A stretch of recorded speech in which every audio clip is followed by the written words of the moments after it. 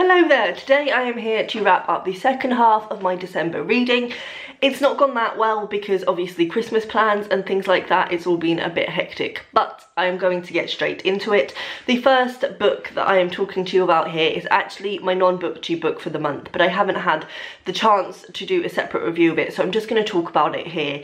And that is A Brown Man in Russia by Vijay Menon. This was kindly sent to me by Glagoslav Publications. I have been sent a few of their books in the past and really enjoyed them. I selected this one because it's a non-fiction book and it basically looks at Vijay's experience on the Trans-Siberian train in the depths of winter. It basically leads up to Christmas Day, which was nice because I didn't know that that was the timeline, so it was quite Christmassy and festive as I was reading it. And basically, as you can guess from the title, Vijay is a man of colour, and in this he looks at a whole different load of experiences along the way, and it is just a kind of travel memoir, but he also does discuss how his race is approached during his travels, because obviously people of colour are not a typical sight in Russia. He looks at how people are still open and accepting of him and are just curious to know who he is, where he's from, what his story is, because he's somebody that they've never come across before. So obviously this looks at issues of race and the way that Western people treat race compared to the way that the Russian people he came across treated race.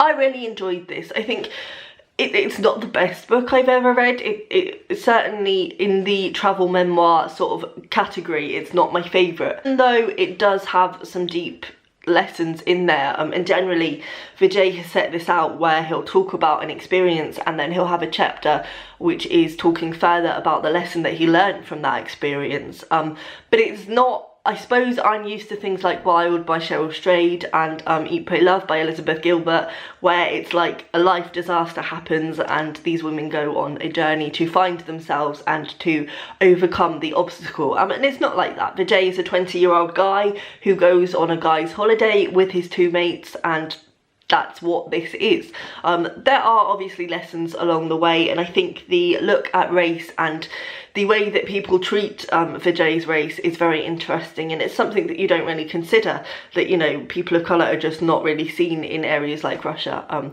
But it's really refreshing because nobody is abusive towards him. As I say, everybody is more curious and they ask questions, and even at some points it looks as though things are going to turn nasty, or it looks as though somebody is going to be horrible to Vijay in some way. And it turns out that it's just a misunderstanding and they are just confused and baffled and they want to know more, which is really refreshing. As I say, it was just a nice, fun read. I read it in one Sunday afternoon, which was really nice. And yeah, it's readable, it's enjoyable. I would recommend it if you want something light and easy that also has a deep meaning underneath.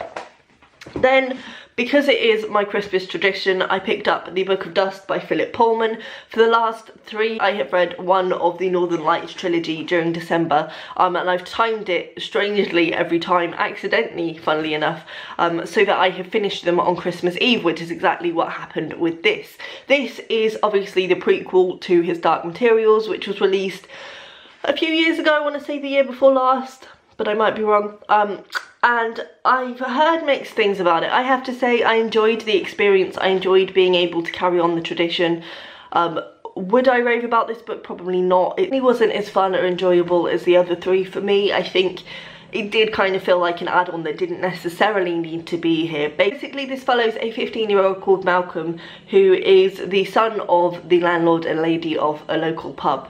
And he starts to hear rumours. Some strange clients come into the pub and are asking him questions about the local nunnery, all regarding a little baby called Lyra, who obviously we know from the Northern Lights trilogy. And some sinister figures start to ask the wrong questions, and Malcolm kind of takes it upon himself to protect baby Lyra during this massive flood.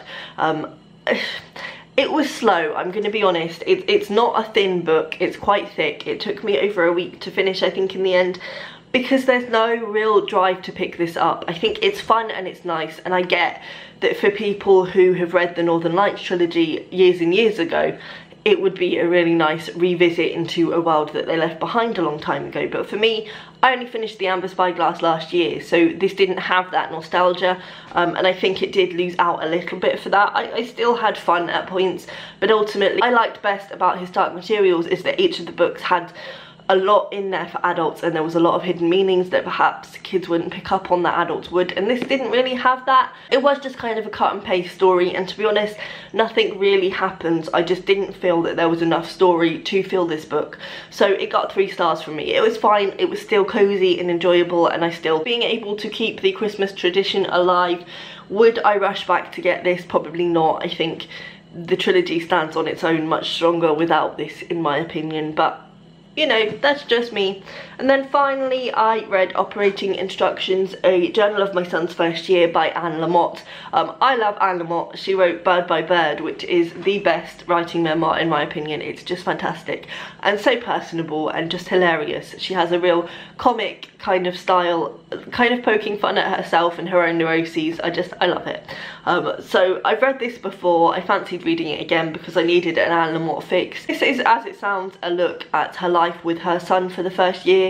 It looks at the realities of motherhood, it looks at how much she loves him, it looks at how she fits her writing around him, it also looks at how she copes that the dad isn't around because the dad kind of bailed when she told him she was pregnant. It's just fun, it's Anne Lamott's style, it's Anne Lamott's voice, and it's really lovely. And I think I always appreciate, and I'm really looking at the moment for books that are honest about motherhood and the kind of darker side of it. And there are points in here, obviously she's absolutely obsessed with her son and she adores him, but there are points in here where she calls him a little Satan and things, and says that he's the worst thing she's ever met and stuff, when, you know, the crying's really bad because it's literally a journal that she wrote as they were experiencing their life together. It's honest, it's raw, and it's really heartwarming, and I think if you liked Bird by Bird, this is well worth a go because it's exactly the same voice and style. So that is all I managed to read in December. As I say, not a great deal. Please let me know down below what you've been reading this half of the month, and I will see you next time. Bye!